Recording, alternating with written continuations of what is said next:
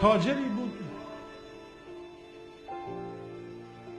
یه دونه پسر داشت، سفرهای خارج زیاد میرفت به خاطر تجارتش. این پسرم چند تا سفر رفت با باباش. وقتی میخواست دومات شه گفت من از خارج زن میگیرم.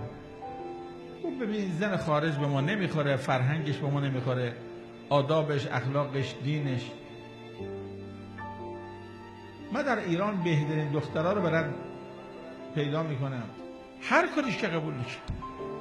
این تاجر تهرانی که یه پسر داشت و سفر خارج داشت، با یه چیزی هتلدارای مشهد رفیق بود. این هتلدار مشهد زنگ زد به این تاجر تهرانی که قبارروبی حرم امام رضاست، یک کارت ویژه به من دادن. گفت میتونی یک کارتم بره من و پسرم بگیری؟ یه تلاشی که یه اجازه گرفتن. این تاجر تهرانی با آقازادش که میخواد دختر خارجی بگیره آمدن در زمان خلوت رفتن تو حرم.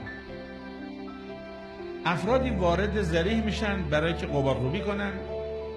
این تاجر تهرانی به یکی از افرادی که تو ذریح بود گفت آقا جون یه خورده از این گردای رو قبر امام رضا رو به من بده تبرک. این پارچه رو تکو داد، یه ذره گرد رو میخواست از این پنجرهای ذریح بده بیرون، نمیتونست بده بیرون. یه خورده کاغذ بود اونجا افتیده بود، یه کاغذ سفید. این کاغذه رو گرده که تو کاغذ مثل شکلات پیچید، از لا پنجره داد بیرون.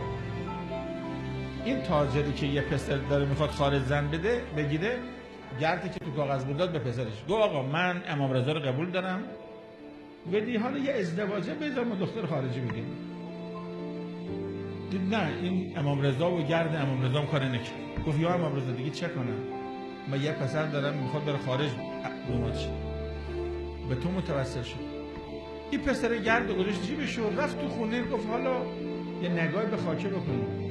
آمد این کاغذ رو باز کرد، مثل شکلات خاک رو ببینه، دید تو کاغذ نوشته یا امام رضا من دختری هستم، بابام رفتگر شهرداریه، سنم بالا رفته، به خاطر شغل بابا کسی سراغ من نمیاد، تا الان گناه نکردم دیگه نمیتونم خودم نگه دارم، یا امام رضا زفتم کن. این جوون این نامه رو میخونه، دختر باباش رفتگر، اینم تاجری که با چند تا کشور معامله داره، به امام رضا گفته زفتم کن. این پسر تاجر گفت که بابا جون بریم ببینیم دختره کیه. گفت حالا دختره هر کی بخواد باشه، تو اینو میگیری؟ گفت من میگیرمش. گفت شکلش دیدی، زبونش دیدی، رفتگر باباش شغلش ضعیفه. گفت حالا شما چه کار داری؟ این بابام از بس علاقه داشت که پسرش ایران دومات شه، گفت بریم اصلا این زنده مرده هست نیست. رفتن تو شهرداری از کامپیوتر اسم و آدرس رو پیدا کردن، رفتن در خونش با چه ماشینی در زدن. این بنده خدا رفتگر استراحت میکرد، بیدار شد. گفت شما آقای فلانی هستی؟ بله. شما دختر دارید تو خونه؟ نگاه کرد گفت بله. گفت میشه ما بیام خونه شما یه چای بخوریم؟ گفت که شما دختر من از کجا میدونید؟ کی شما رو فرستیده؟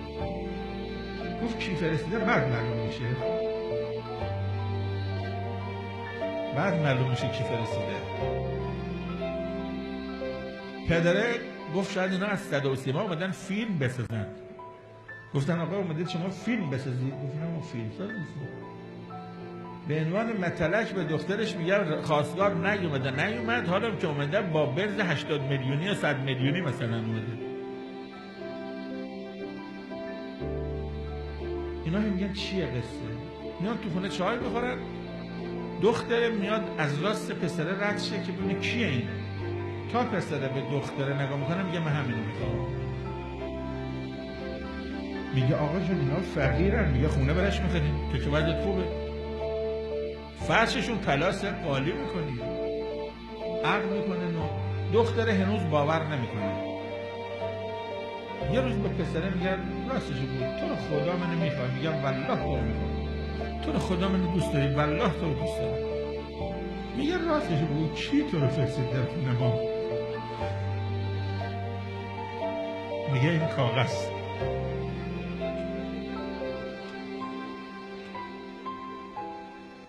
کاغذ رو میگیره به پسره میگه تو رفتی تو قبر؟ من این نامه رو انداختم تو قبر، تو رفتی تو قبر.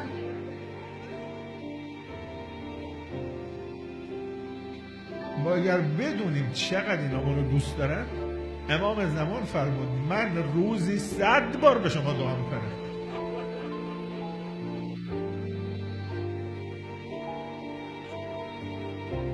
محبة لصفوة أوليائك محبوبة في أرضك مثلا.